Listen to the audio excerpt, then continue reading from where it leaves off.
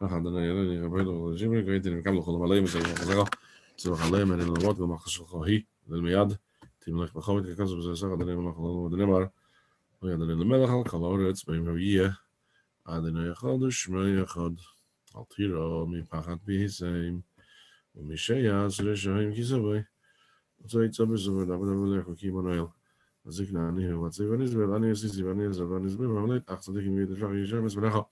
Levi. Can you see I just shared screen? Can you see it? That's why do I make it over here that I should be able to see it at the same time? Show video panel. Okay. Hello, little girl. Levi, I can't see you on mute. You want to unmute yourself? Hi, Ari Shishler. There we go. Oh. Shalom Aleichem, Ari. How are you? Aleichem Shalom. How are you? Oh, let me put my volume louder. What, you don't hear me, or maybe I I'm hear not talking you very loud well. enough? I hear well, Rabbi. Oh, wow, what a verbringen. So now just give me a test over here. I just want to see if I'm switching tabs, you're able to see the changes. Yeah. Did it change? Tab 2, Yes. tab 3, tab 5, 6. Now tell me if you can hear.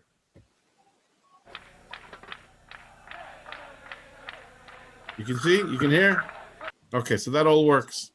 Fine. I'll be quiet now. Ready when you Yeah, want to videos of Shabbos. I thought Shabbos verbringen, Rabbi. It is. You'll soon see. That's a Shabbos verbringen. But you'll soon see. You'll wissen sehen. Yeah. Lubavitch als can sein. You even have some pictures for Shabbos verbringens if we want. Chassidus. You'll soon see. It qualifies as a Shabbos verbringen. The pictures I'll show. I'm going to go back on mute. Why? Hello. What's your names? Hello, the twins. Is that the twins? You got these faces growing out of your shoulders. 3 of them now. Oh, wow. You need to get a bigger screen. Oh, there's 4 now.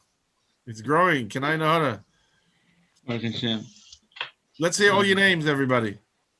This is something new? What's their name? This is my kidman. Okay, start with Zidal Levi. Genachida Mendele. Venachida. Nu? Chana Zanala? Wer sitzt auf dem Kopf? Wer sitzt auf Tatis Kopf? Das ist Chana. It's Chana. Very good. Okay, 1 second. Let's see one thing at a time. Oh, Shalom. Aleichem Shalom. Good evening, Rabbi Cohen. Where are the pictures from Shabbos? You want to see it? You'll soon see the Shabbos pictures. Let me get my notes. 1 second. Sagt er. I saw from Shuas what? Oh, Shishler, you don't know what you're getting into. No, I when I was in YouTube and he said that, I clicked the link and I heard he said build it from Shabbos. What did you see from Shavuos? That I'm curious to know. I remember seeing a picture of 2 challahs on the table, maybe from the chafs, and there was no mic. Oh, you mean Mustama taken after Yom Tov? Obviously taken after Yom Tov. There's pictures of Yom Tov is not a problem. You have pictures that they took the New York Times. You have Toshech Avches, Simchas Torah, famous set of 2 or 3 pictures, beautiful from the Weibishal. Very nice pictures. That's not a problem. A guy took it on the Yom Tov, Motzei Yom Tov verbringen. So Okay. Shavuos, that's not a problem. Talking about Shabbos. In Toshin Nun, there was a Japanese photographer hung around 770 for a year and a half or so. And she took pictures of Tkiyas, but Ada Yem, she doesn't want to give them out. Geld? No? Business. It's 8 o'clock. I'm on someone else's time now. Rabbi Cohen, whoever's in charge. Yeah. I don't know why my screen became very small here. I can't understand. Stop your screen share and restart it when you're talking, if that's okay. Let me stop my share. Hold on. There you go. There's an option to pin someone also. Okay. Okay, I think we're ready to start. So firstly, one of the veteran participants in the Kollel Beis Menachem became a great-grandfather today, Baruch Hashem. So we're wishing Reb Chaim a big mazel tov for his the birth of his great grandson today. So I wish him a lot of nachas von alle Kinder und Eneklach und Ureneklach, Gesundheit und Fröhlichkeit. Baruch Hashem, this week we're fortunate to have Rabbi Kievman live, not pre-recorded. Baruch Hashem, he's had some time for us today. And today's topic, special moment with the Rebbe, is the Shabbos Farbrengens with the Rebbe. And we'll do that presentation, and then we'll move on to our guest speaker, who's here all the way from South Africa. I can't tell you his whole bio. I don't know it. I certainly remember him from Yeshiva. But Baruch Hashem, we've heard him many times, Rabbi Shishler, and then those who want to learn B'chabrusa are also welcome to learn B'chabrusa in the breakout rooms. So Rabbi Kievman, thank you very much. It's all yours. It's all mine. Okay. Good evening, everybody. I'm going to do, instead of looking at me, you can look at holier faces. So what I'm going to do is the same system as we did last week, is I'm going to talk, and in the meantime, you can look at pictures of the Rebbe. The subject for tonight is the Rebbe's Shabbos Farbrengens, as opposed to the weekday Farbrengens, okay? And as opposed to the Yom Tov Farbrengens. So we're going to focus tonight specifically only on the Shabbos Farbrengens. Just 1 second here, so I can see who I'm talking to. Show video panel. Here we go. Okay, so as I'm talking, I'm going to scroll down. These are obviously weekday Farbrengens, but gives you a picture. Here you have a picture. This is how it was before the downstairs 770 was built. So this was known as the courtyard between 770 and 788 was known as the Shalash. And that's where the Farbrengens, other than the big Farbrengens, used to take place. It's interesting that once by one of the meals, Zalman Jaffe was there in the Chavs, and he was describing how they just purchased a building for Lubavitch in Manchester, and the Rebbe turned around to the Rashag or to the others, and he said, how is it that Manchester was managed, and we in 770 over here still are working out of a small shul upstairs, and we still can't organize to make a big shul in 770, and Manchester is able to do that. Okay, the Shabbos Farbrengens started mainly Shabbos Mevorchim. This was under the instruction of the Frierdiker Rebbe to the Rebbe when he came to America. And that was that he should Farbrengen every Shabbos Mevorchim with the Chassidim. Frierdiker Rebbe wasn't well, he wasn't able to talk properly, and he gave that job of Farbrengen Shabbos Mevorchim, he gave that to the Rebbe. And from then onwards, the Rebbe Farbrengen every Shabbos Mevorchim without ever missing a Shabbos Mevorchim up until the last Shabbos Mevorchim of Shabbos Vayakel Toshin Nun Beis Shabbos Mevorchim of Adar Sheni, which was 2 days before the Rebbe suffered the stroke. And as we'll soon see later, those years when the Rebbe in Lamed Ches and Lamed Tes, after the Rebbe suffered the heart attack and was not able to Farbrengen on Shabbos, the Rebbe had the Shabbos Mevorchim Farbrengens on Motzei Shabbos. And that's where we have a few pictures, which we'll discuss later on. Okay, I'm not going to be able to cover everything about the Shabbos Farbrengens. We'll tell you the stuff that you might not know, some interesting points. The Rebbe would come for davening. When the Rebbe would go downstairs for davening, if anyone has ever been to Gan Eden HaTachton, there's a back door, a red door. Opposite to the left of the Rebbe's door, there's a red door, and that leads to a little staircase, which is the back staircase. And when the Rebbe would come downstairs for Shachars, Mincha, Ma'ariv on Shabbos and Yom Tov during the week, the Rebbe wouldn't daven downstairs. And if he did, he would take the elevator in the later years. But the Rebbe would always use the back stairs. Now, for some reason, I don't know why, when it came to Shabbos afternoon Farbrengen, the Rebbe would come out, instead of turning left from his room to go down the back stairs, the Rebbe would turn right, and he would go out through the front upstairs of 770 down the regular stairs that we are familiar with. And that was the way the Rebbe would go down to Farbrengen. And coming up, he always came, but he never went up through the back stairs. But after davening or after Farbrengen, he always came up. That's the first point the first interesting thing to point out. The Rebbe would always use that front stairs. Shabbos Farbrengens had a Seder, and part of it was Rashi Sikha, as I'll tell you the Seder. So the Rebbe had always Sfarim with him on the table, which wasn't there at a regular Farbrengen, which we see videos and pictures of. Those we see normally, we see the Rebbe's Siddur. But over here, by the Rebbe's Shabbos Farbrengen, there was a Chumash, and there was later on when the Rebbe started teaching Lekuti Levi Yitzchak on the Zohar, there was a volume of Lekuti Levi Yitzchak, and then there was a Rambam when the Rebbe started teaching Rambam. So these Svarim, whatever they were needed for the Farbrengen, the Rebbe would send down earlier. He would give them to Rabbi Chadakov, and usually Rabbi Chadakov's son, Shalom Yisrael, would bring them down and put them, just it'd be 25 past 1, he would put them down on the table on the left side of the Rebbe's chair, on the left side of the tray of the cake. That's where the Svarim would be. So it is usually 2 Svarim, and then later on it became 3 when the Rebbe started doing explanations on the Rambam. The Farbrengens until Tafshin Chav Hei were not very long Farbrengens, and the main theme of those Farbrengens was in Yonah D'Yema. Whatever the month was, it was a Shabbos Mavarchim, or if it was another Shabbos, there would have been a reason for the Farbrengen, and there would have 2, 3, 4 siches, however it was. Tafshin Chav Hei, we know when the Rebbe's mother passed away, starting from Shabbos Neach, the Rebbe would teach a Rashi every single week. Now that year of Tafshin Chav Hei, there was a Farbrengen every single Shabbos. And those Farbrengens, the main majority of that Farbrengen, besides a Maimer, was the Rashi Sikha. And in that year, there were most of the weeks did a Rashi, the first and the last Rashi. And that the whole Farbrengen was all about Rashi. People weren't used to it. Shabbos, they lost the Shabbos afternoons, especially in the winter. And we know that some women were unhappy with it, and they came to complain that their husbands hadn't been coming home. And the men weren't used to it. And it happened, Shabbos Chayesara, where the Rebbe spoke, that people are falling asleep by Farbrengen. And the Rebbe wasn't happy that people slept by Farbrengen. It's the equivalent of people looking at their WhatsApp while someone is talking on Zoom. I'm not talking to anybody in particular because I don't see any faces, but it's a similar type of thing. And it bothered the Rebbe that people would sleep.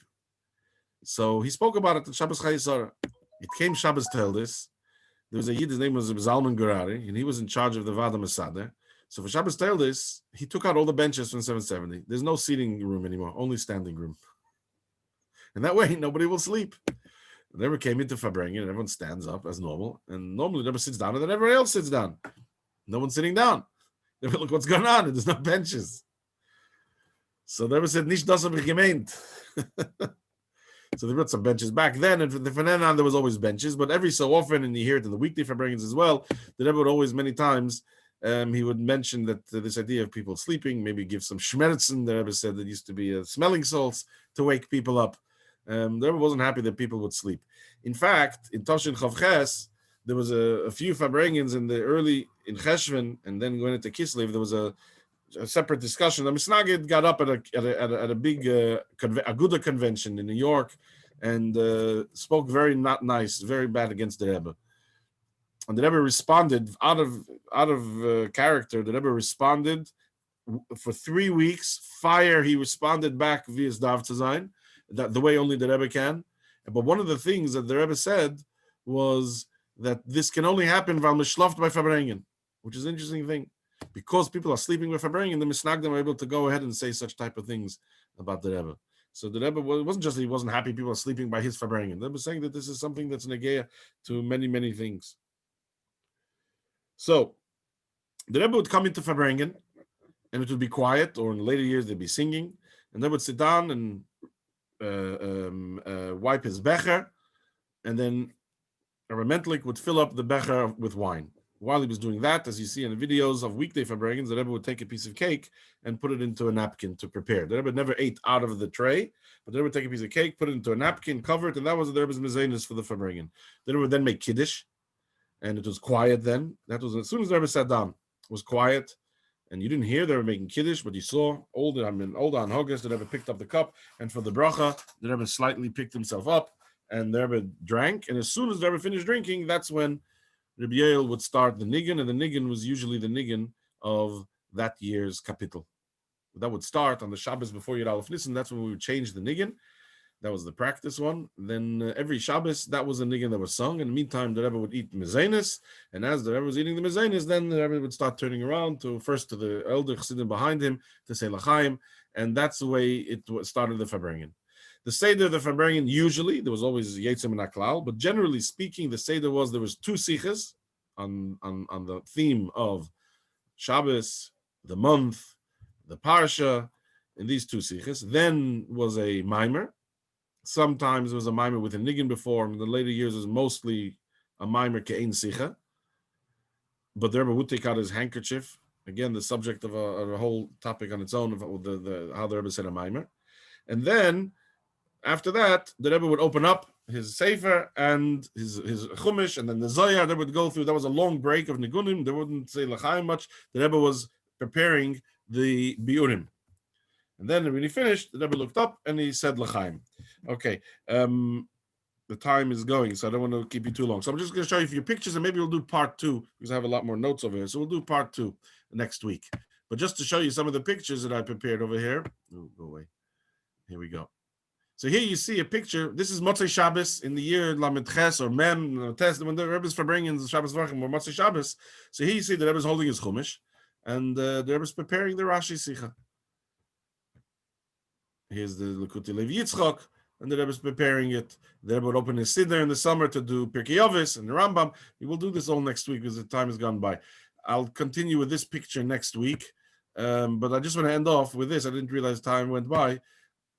This is Farbrengen in Toshin Mem Zayin, which went over really late, and Motzei Shabbos was already the end of Ma'ariv, and it finished just in time. So the Rebbe stood, and for 5-10 minutes they were singing Shibana. And here you have a picture. We'll finish with this.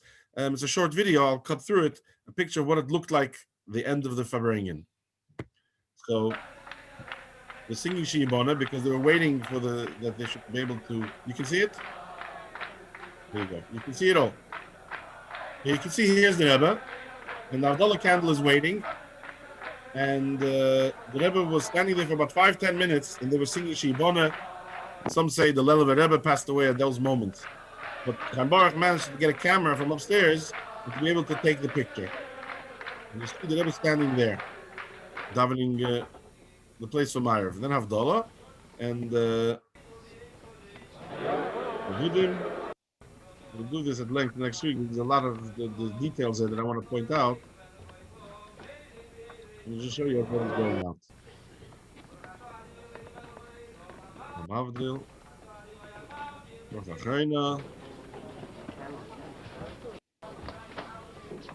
announcing the Malka, whatever it is, and they already removed the becher and the cake and everything as would have been done right after the Farbrengen. But this is the end of a Shabbos Farbrengen.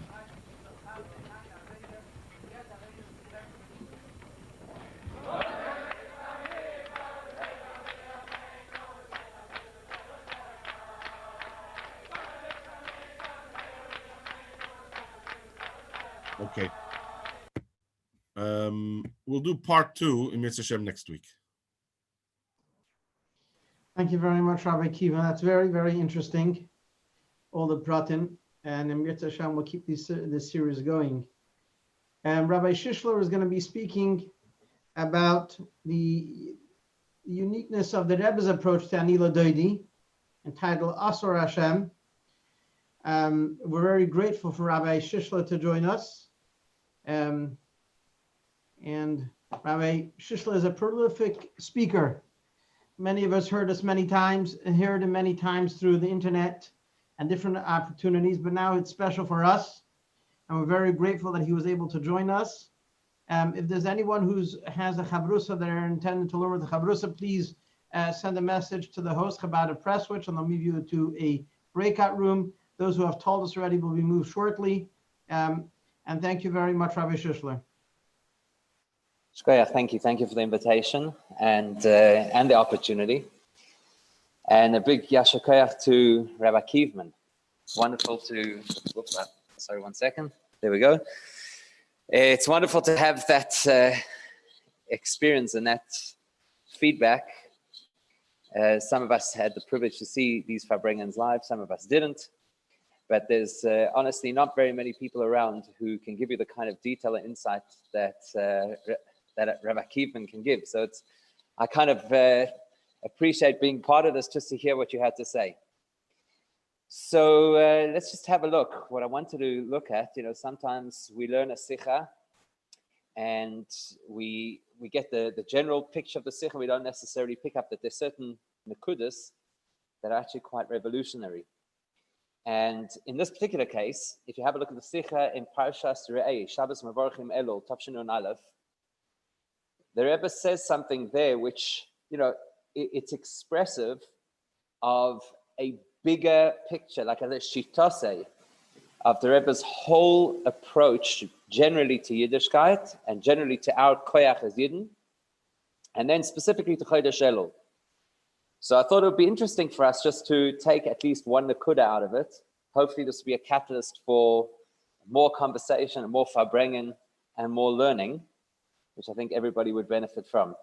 So let's start at the beginning. Obviously, we take this is the most famous thing. Okay, I had a few shiurim over the past week with different crowds, and I said to them, there's certain things. If I say Elul, there's certain things that immediately come to your mind. Just like I suppose when you go to a Sheva Brachas, that there's certain vertlach you're always going to hear a Sheva Brachas. Ish and Isha and Eish Yud and Eish Hey, or you're going to hear about, Chasen Dovel Melech, how long is he a Melech, as long as he treats his wife like a queen, these kinds of things. So there's certain concepts, certain phrases that people immediately associate with certain events or with certain times. So when you say Elul, straight away everybody says Ani Ladoidi v'Doidi. It's certainly unquestionably the most common phrase that's used with regards to Elul. And immediately you can split it into two parts. Part one is Ani Ladoidi, and part two is v'Doidi li. And that's the first thing that we have to pay attention to, because Elul is Rosh Hashanah Ani Ladoidi v'Doidi li. Elul. Whereas when you look at it at two parts, the way that most people understand it, Ani Ledoidi is the avodah that we do during Elul. And then as a result of our avodah during Elul, Vedoidi li, then there'll be a response from the Eibishter in Tishrei. So Ani Ledoidi is one component, Vedoidi li is another component, even in two different time frames. And that's one of the first things that the Rebbe addresses over there, is to illustrate to us that that's true, but that's not the whole point. The point is you have to be able to discover the entire message of Ani Ledoidi v'Doidi li in Elul itself. It cannot be that Elul is Rosh Hashanah is something that is partly Elul and partly Tishrei. It's somehow got to relate to the whole of Elul itself. So in doing this, what we're going to do is we're going to analyze them as two different pieces.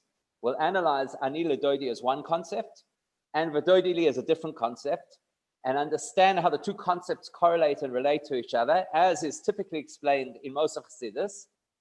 And then we'll see the Chiddush that the Rebbe brings about how the two of them come together. So let's start firstly with Ani Ledoidi. Okay, so if you had to speak about Ani Ledoidi, we are familiar with the language of Chassidus. So we're familiar with the concept that there are two possible ways and there are two psukim that illustrate these two possible ways of how it works between us and Hashem. So Ani Ledoidi v'Doidi li is that first there's an Isarusa dilasata, Ani Ledoidi, and then in response to that, there is an Isarusa dilaela v'Doidi li. The other pasuk, which we always apply to Chodesh Nisan, is the other way around, Doidi li v'Ani loi. That means first there's Isarusa dilaela, and then because of the arousal of that Isarusa dilaela, so we are inspired and we respond with Isarusa dilasata. Ani Ledoidi. It reminds me a little bit of a conversation. It wasn't a farbrengen that we had in our Chabad house. It was quite a number of years ago. And the whole nukuda of the farbrengen was about Ani Ledoidi, that we have to inspire ourselves, we have to self-motivate, and avoida b'koyach atzmo. It was like a whole farbrengen on that nukuda, obviously in different oisius, because the crowd's not necessarily familiar with all of these phrases.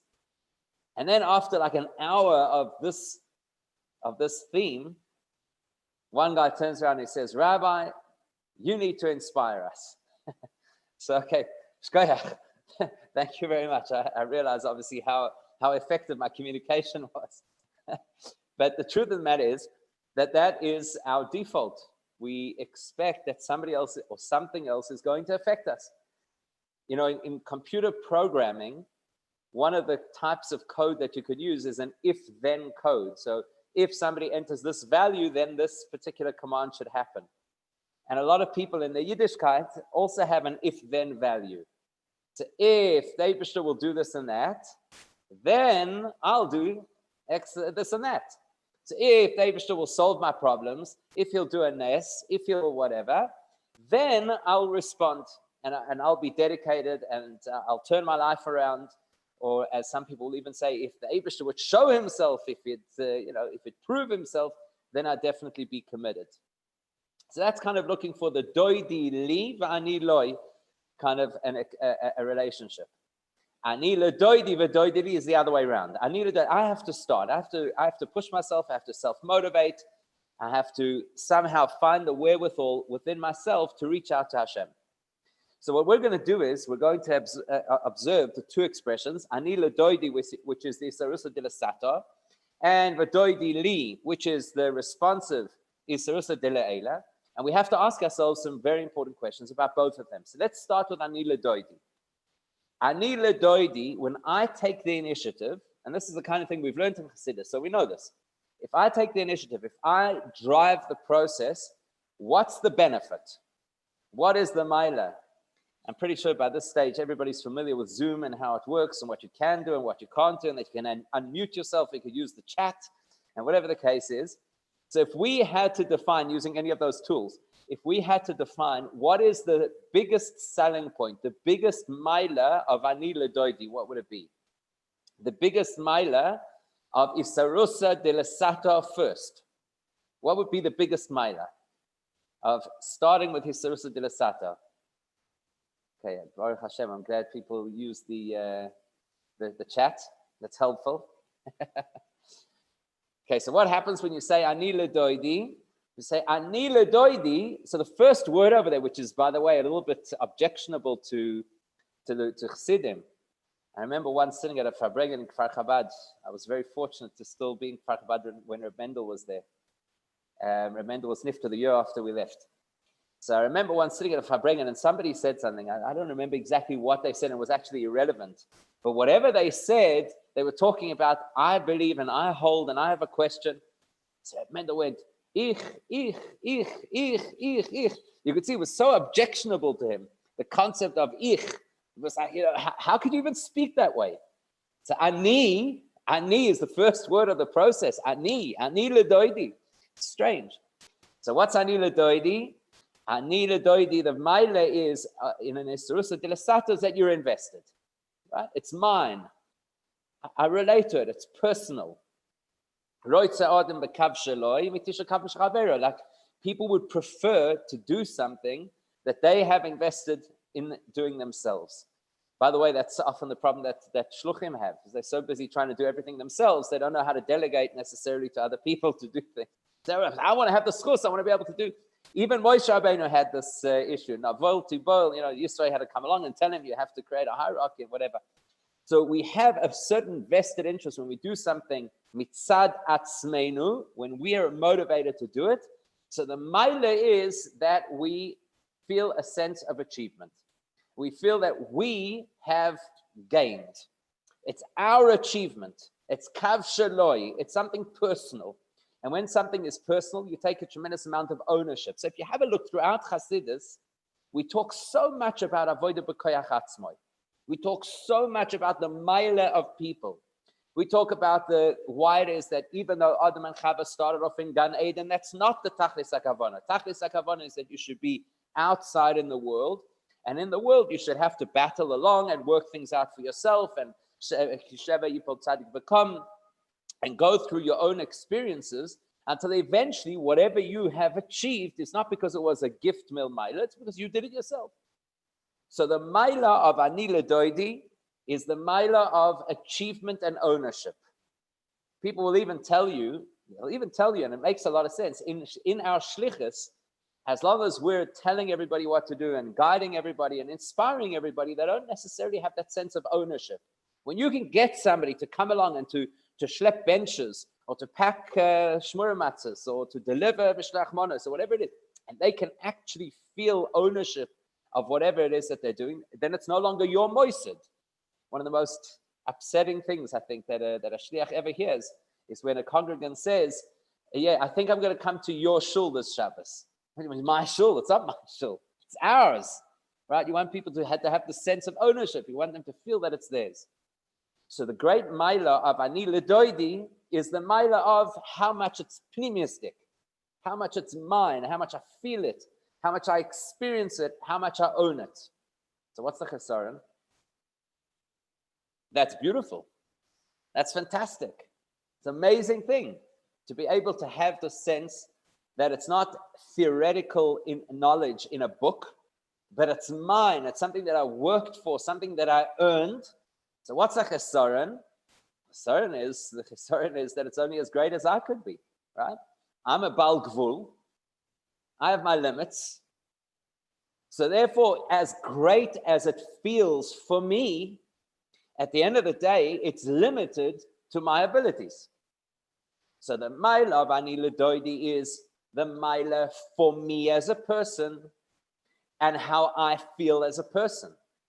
But the chesaron is how much of an impact, how much of a potency does it have in the greater world? It's limited. I'm a bal gvul, so my effects are gvul mugbal dika effects. So it's great for me. It's not necessarily so great for the, so to speak, bigger picture. So ani ledoidi has a maila and a chesaron. The maila of the pneumistic experience of me, the chesaron of the limits of my abilities. Whereas if we had a look at doidi li, we're going to see the exact opposite, right? We're going to see it will also have a maila and will also have a chesaron.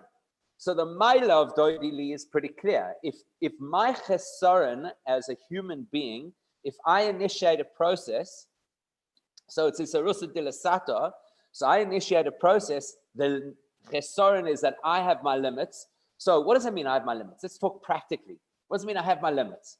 It means practically I'll eventually run out of steam, or there's only so much time that I can give, or there's only so many people that I can affect, or there's only so much I can do to revolutionize the world. So those are my limits. Doidili, when the Abish is doing it, this came out the wrong way around, sorry. The Maila and Chesaron are switched. So what's the Maila? The Maila is that it is unlimited power, it's bligvul, because it's the Abish, it's bligvul. But what's the chesaron? The chesaron is that it is superimposed. In other words, something big and great and grand has happened to me, but it isn't in me. It's makif. It's superimposed. So we have so many examples of this. You know, for example, people always say the if-when formula, right? If this would happen, then something would happen. I'll tell you a story that happened a number of years ago, quite a number of years ago. There was a member of our community then. He was temporarily living in this area, so he was part of our Chabadis for a period of time. And what happened was he had glaucoma, so he had to go regularly for eye checks to make sure that he didn't have too much pressure. That's what happens to glaucoma; you build up pressure in the eyes. So he had to go for these tests on a regular basis. He ends up going for a test, and dafka, as it would happen, it landed up being on Tisha B'Av. And his ophthalmologist is looking in his eyes, and he picks up that he had a melanoma of the eye. Melanoma of the eye is one of the most serious conditions, apparently, I discovered at that time. And basically, the doctor told him that the best case scenario, he would lose his eye. And chas v'sholem, that was the best case scenario. The worst case scenario is that it could have been a lot more serious. It was a very big melanoma that they found. And it was Tisha B'Av. So you can imagine already, this is a traditional South African Jew who has some sensitivity to, you know, what Yiddishkeit is about. He was finished. He's a particularly cerebral kind of guy, not an emotional guy.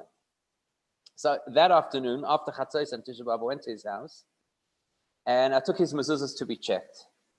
2 of his mezuzahs were placed upside down in the cases. They were placed upside down.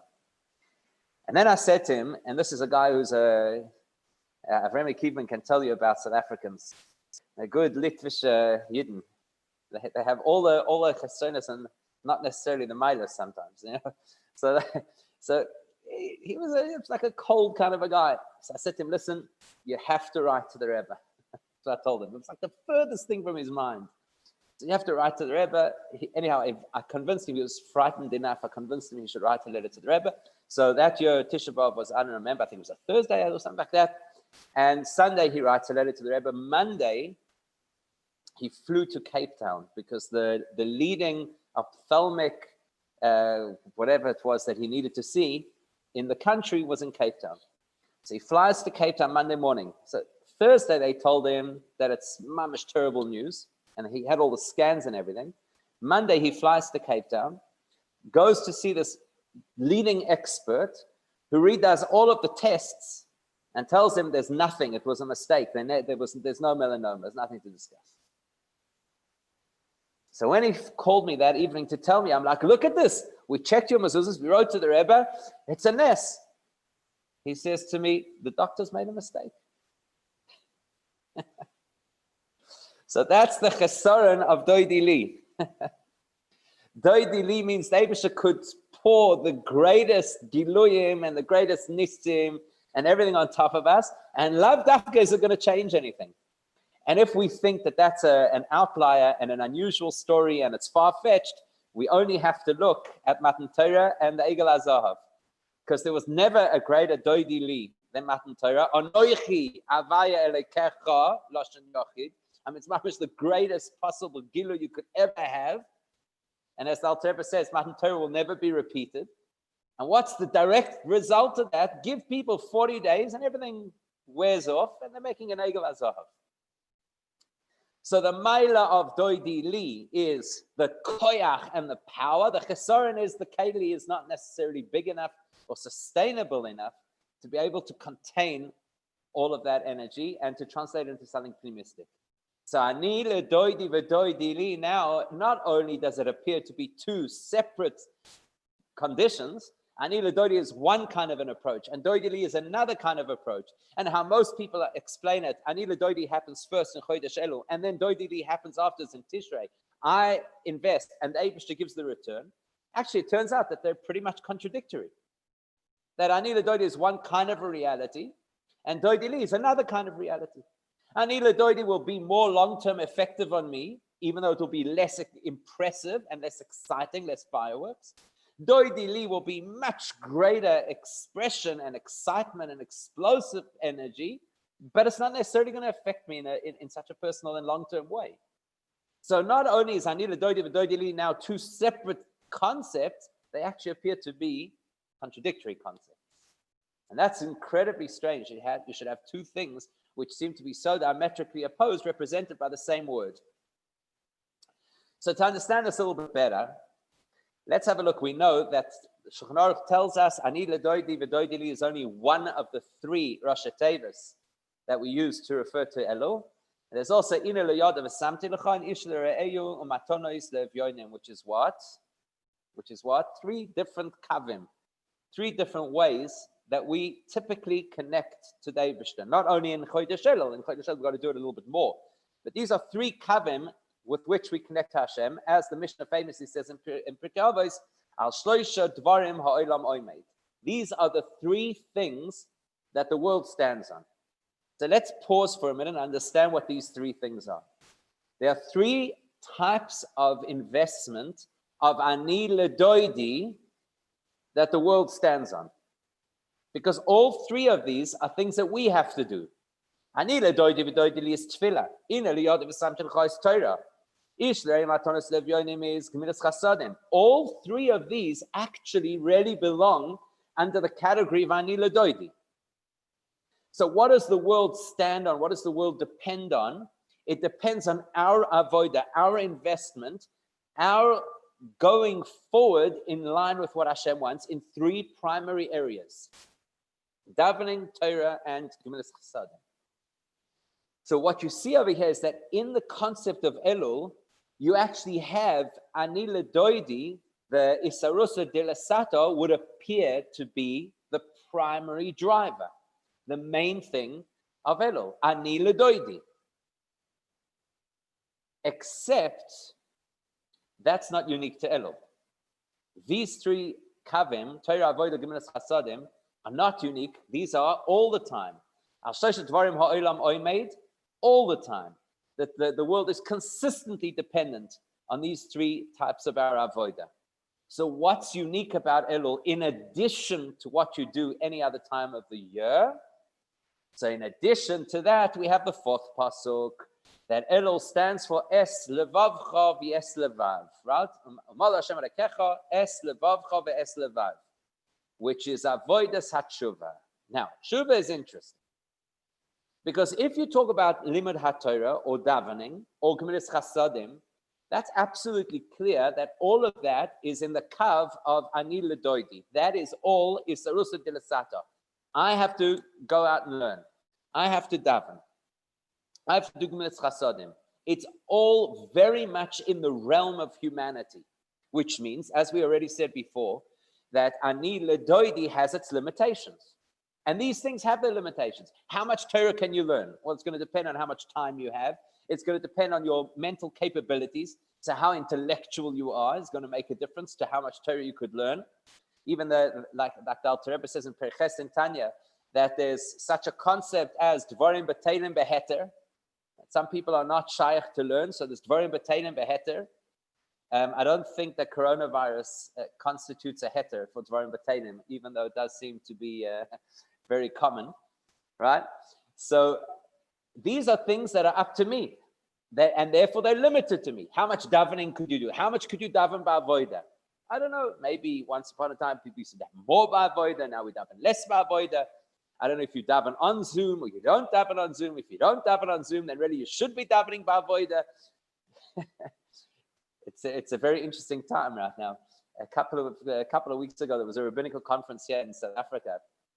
And it was interesting to hear the Litvische Rabbonim talking about the fact that now they feel that maybe they should daven more b'kavana because they don't have a minyan. It's interesting. It's interesting to hear. So it's relative to us. How much can I push myself? How much can I concentrate? How deeply can I be misboinen when I daven? Same thing with Gemilas Chasadim. It has my limits. In other words, it's all on my terms. And therefore, if a person skips davening, chas v'shalom, skips learning, what do we say? There's nothing you can do about it. It's gone. Can't turn the clock back. It's an Ani L'Doidi reality. And the Ani L'Doidi reality is in human terms, which means it has the hagbolos of human. Whereas when you talk about tshuva, tshuva is not on human terms. Tshuva is Varach Tashuv Elokim Hashem Asana. Tshuva is on Eibishter's terms.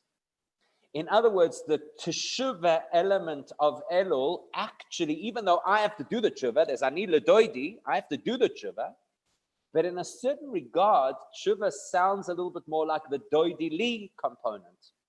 In other words, tshuva is something that's bigger than me. That's the definition of tshuva. I go beyond myself. It's tshuva, I'm returning to Hashem. In other words, I'm getting away from who I am and connecting back to the Eibishter himself. So I was, who knows where, I was out somewhere in the field, right? Basodeh, the Esav Ish Sodeh, I was far away from where I should be. And now I was awakened somehow to come back to the king, to come back to the palace, to come back to the city, if not to the palace, at least to the city, to the place which is Moshav B'nai Adam. So that's tshuva. Tshuva is moving me a little bit more in the doidi li space. That's why it's beyond, the koyach of tshuva can take me beyond circumstances and beyond damage and beyond time. So even if in the past I did something wrong, tshuva can rectify the past. And even if something was lacking and something was missing in my life, tshuva can fill in the chesaron that was there. So tshuva seems more along the lines of doidi li. Torah, tefillah, tzedakah is on the lines of ani l'doidi, whereas tshuva feels like we've crossed the threshold and we have now entered another reality, which is called the doidi li reality. Now, we'll come back to this. We'll come back to this and we're going to have a look at those three, Torah, tefillah, tzedakah, in a certain category. And we're going to look again at tshuva in a separate category, but we'll use different lashonas for that. However, before we do that, Those are the conventional psukim that are associated with Elul. What I mean conventional psukim, if you look in Nigla, these are the psukim. If you look in Nigla the Torah. But once you look in the Arizal, then you find that there are psukim, there's two different versions, we'll go with this one. There are psukim that are associated with Elul that are the theme of Geula. Ashir al Hashem vayomru leimor. This is now the theme of Geula. Okay, what's Geula? This is undoubtedly the most important thing that we have to speak about. See, if you want to be anybody else on the planet and you want to talk about Elul, you're absolutely fine to talk about Torah, Tefillah, Tzedakah, Tshuva, Gesundheit. But if you're a Lubavitcher and you want to talk about Elul, you have to talk about Geula. And not only Elul. If you talk about anything, you have to talk about Geula. That is the central theme, not just because we're card-carrying Lubavitchers and we have to run around saying slogans, you know, we want Mashiach now or Yechia Melech or whatever the slogan is. It's because this is the whole of Chassidus. We all know the famous Kuntrus in Yonash Teres Chassidus. And what does the Rebbe say there? That the whole of Chassidus is the inyan of Mashiach. So if we're Chassidim, then the way that we have to interpret everything we have to see the Geula within everything. So this is not another pasuk. Oh wow, look at this. I ran out of Vertlach because I've said the Anila Doidi one so many times. So now I've got to find a new one. I found a new one. Baruch Hashem, Ashir Hashem vayomru leimor. Nobody's ever heard this. I can surprise the crowd. There'll be something innovative. That's not the point. The point is that our goal is to find the Geula because that is the central, and this is very important that we define this correctly. That is the central inyan. That is the essence of every concept within Torah. So, Ashir Hashem vayomru leimor, what does that mean? It's a very interesting Rashi in the beginning of Chumash. The Rebbe talks about this and it's fascinating. Rashi says in the beginning of Chumash, in the pasuk, Rashi says the most amazing question. He says, Ma hoya ha'olam chaser. Yeah, we read these things, you know, we do chitas like, I'm speaking about myself over here. Cheshbon HaNefesh, Chodesh Elul, you know. How do we do chitas? We do Tehillim 4 times. We do Tehillim in a Chumash, we do Tehillim in a Tehillim, we do Tehillim in a Tanya, and we do Tehillim in a Rambam. So, you know, we read this pasuk like we've been there, we've done this. Rashi says, Chaser Menucha, Bas Shabbos, Bas Menucha. Okay, very nice. Shabbos came and brought Menucha. Whoa, hang on a second. You understand what he's saying over here? The Torah uses the Lashon Vayachal. Vayachal Elokim es kol asher asa. Hashem complete. Vayachal, it's complete. It's absolutely complete. The whole world is complete. What on earth prompts Rashi to ask the question, what is the world missing? Why would you ask what's the world missing? It says the world's complete. Vayachal, everything's complete. So the Rebbe says, what does it mean? Ma ha'olam chaser, that this inyan of menucha, which is represented by Shabbos and subsequently is represented by Torah. That's why Torah had to be given on a Shabbos. Menucha means that there's one central briach hatichon that brings everything into focus. It's not another detail. It's not another prat. It's not another, here's another pasuk. We have these psukim, now we have another pasuk. We have these vertlach, now we have another vort. That's not what it is. Menucha is like the central theme that settles everything into the place where it belongs, that makes sense of everything. So, ma haya ha'olam chaser, what was the world lacking? Menucha. It was lacking this concept called menucha, which is a synonym for geula. So what's going on over here? What's the world missing? And how does this relate to what we're talking about over here? Where effectively we say there are 4 psukim related to Elul, all of which are brought in Nigla de Torah. And then there's a 5th pasuk, which is a pasuk related to Geula, that is not just an add-on, but actually is, so to speak, the expression of everything else. So we know very well, I just use this picture because it's a nice picture. So it kind of breaks the monotony for a little bit, but what it's meant to represent is that we know, if you have a look throughout Torah, we know that the natural state of the world is that it is a 4-dimensional reality. So here you've got the example of Eish, Ruach, Mayim, Afar, which is one way, one modality in which you see the world existing as a four-dimensional world. But if you really apply yourself and you spend time on this, it is absolutely fascinating how everything, both in life and in Torah, is four-dimensional. So you have Eish, Ruach, Mayim, Afar, which are the basic building blocks of all things that exist, which incidentally they have scientific corollaries as well, which we're not going to get into now. There's four levels of life forms. There are the four directions, the four seasons.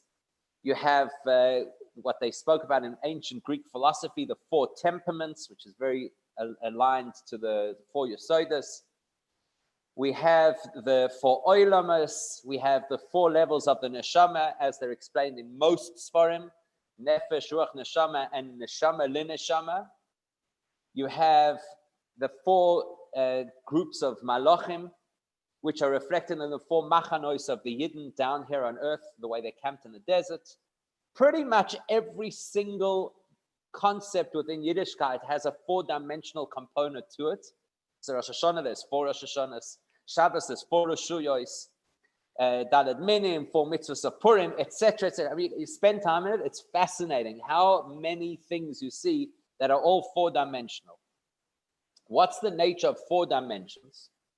So probably one of the most representative things of four dimensions is the four directions, which implies separation.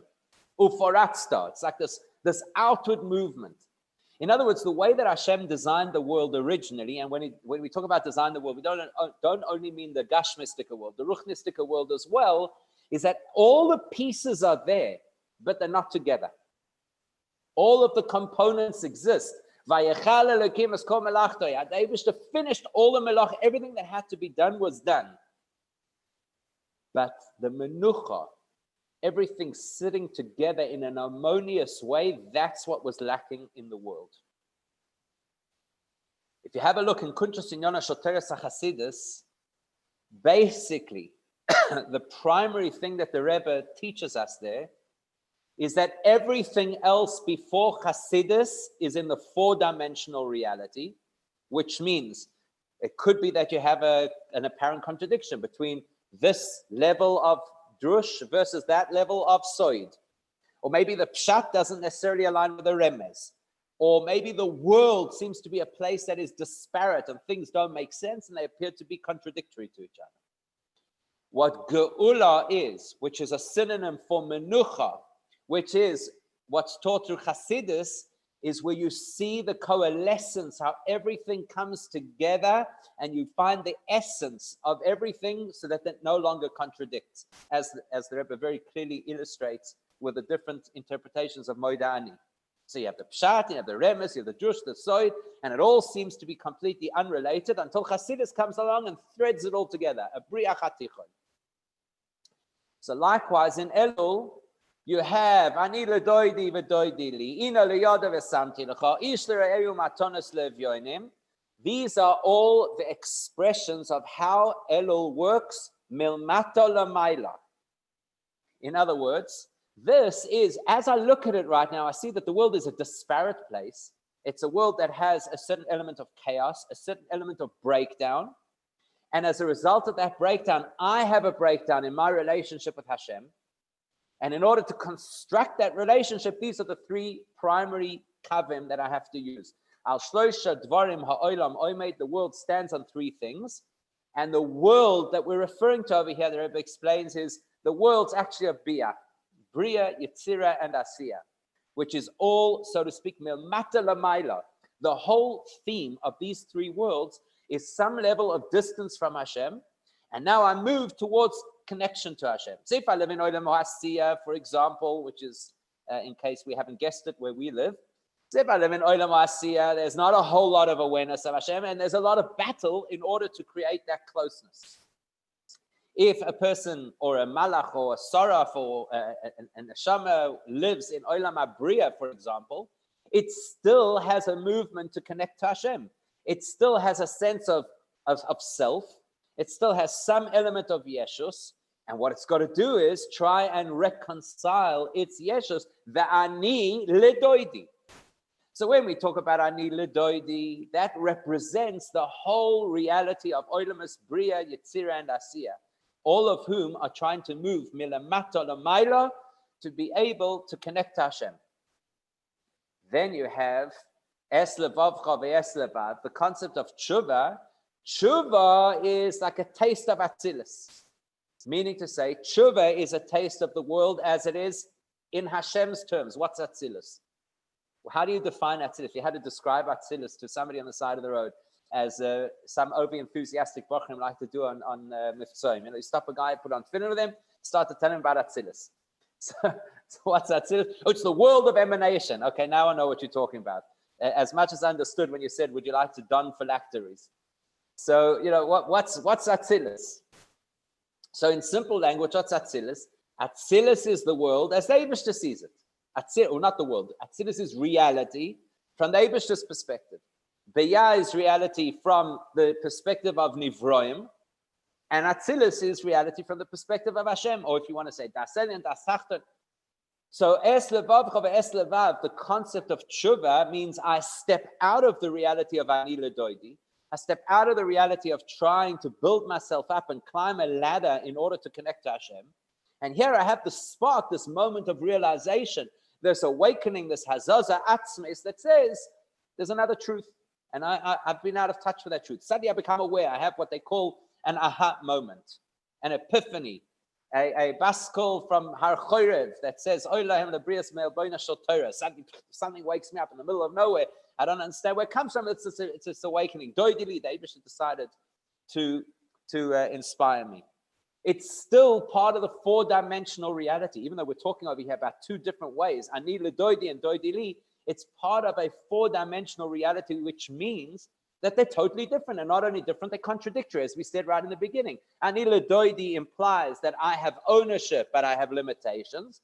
Doidili implies there's no limitations, but no ownership. So they're completely at loggerheads. There's a contradiction. Either I live in Olam as Biyah, or I live in Atzilus. I can't walk around every single day having epiphanies and realizations and awakenings or whatever the case be. It happens from time to time. So what's the Chiddush of Chodesh Elul in the Rebbe's Torah?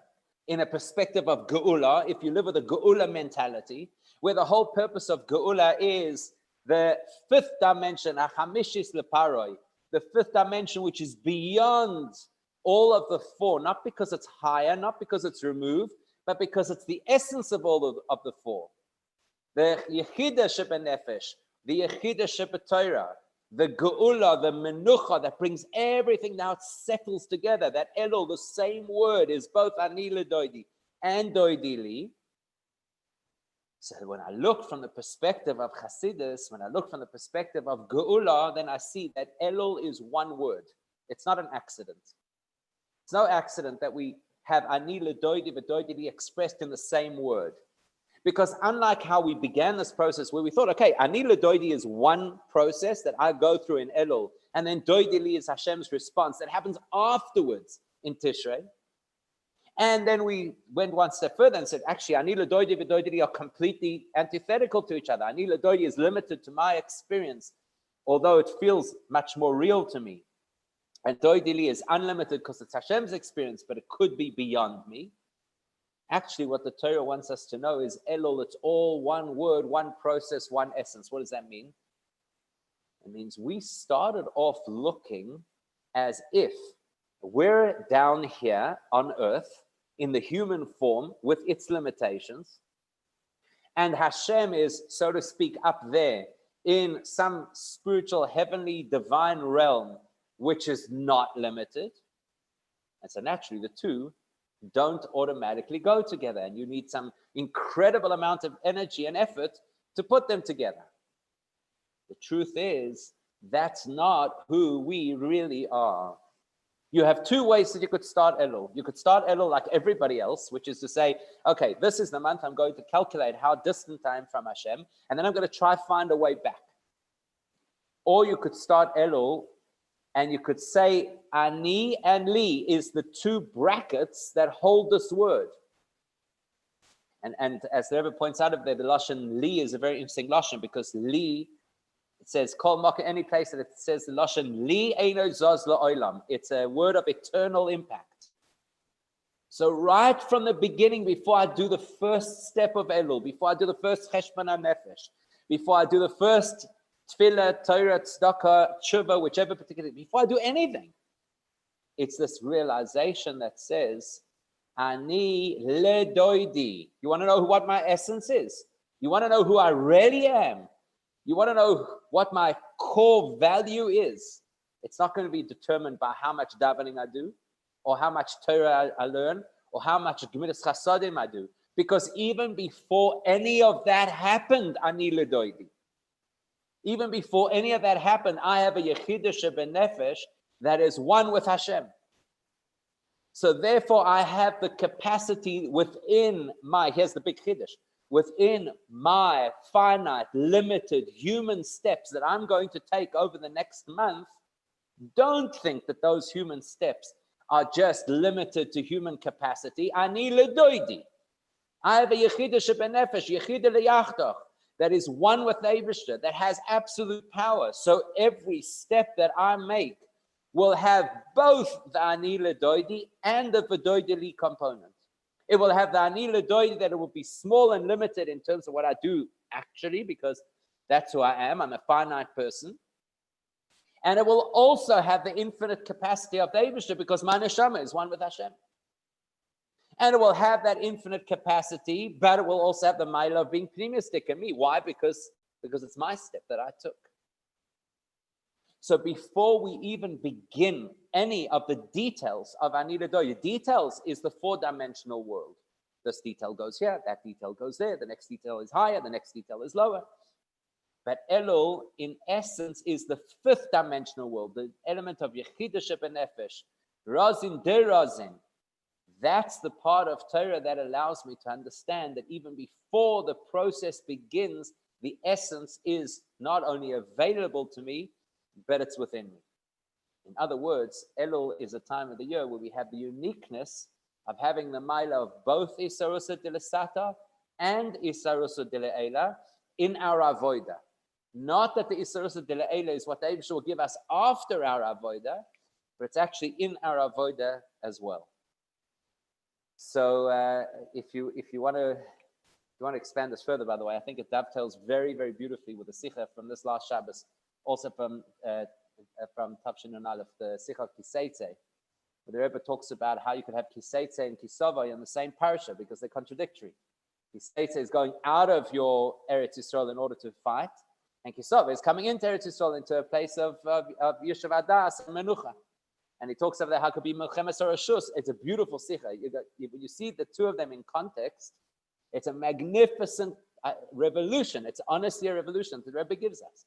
That this is not a time of plodding along and saying, okay, maybe I'll do one thing better.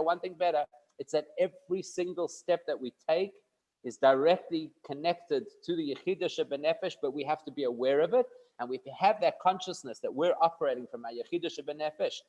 Every little bit that we do is bli gvul. Anyway, it's all very nice in concept.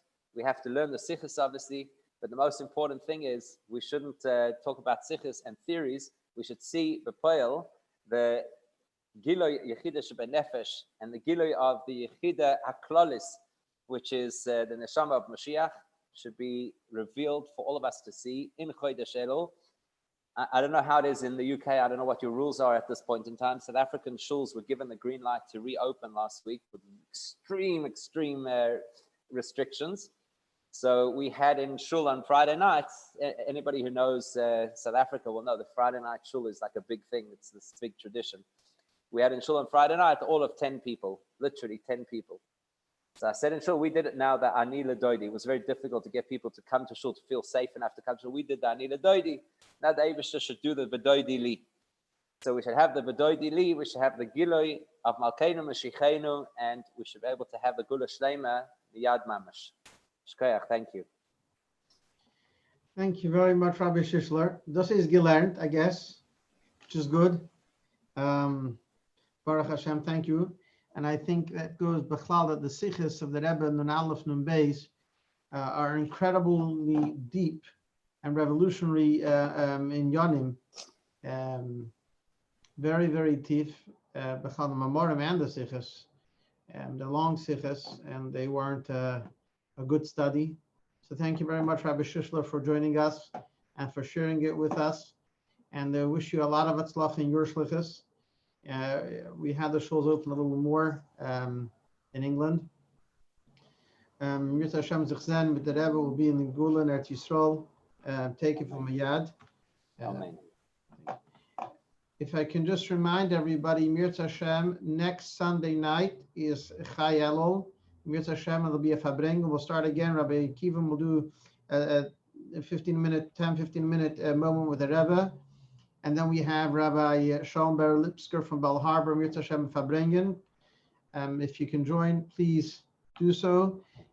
This Tuesday night, 8:15, is a shir with Rabbi Yehuda Pink about kashrus.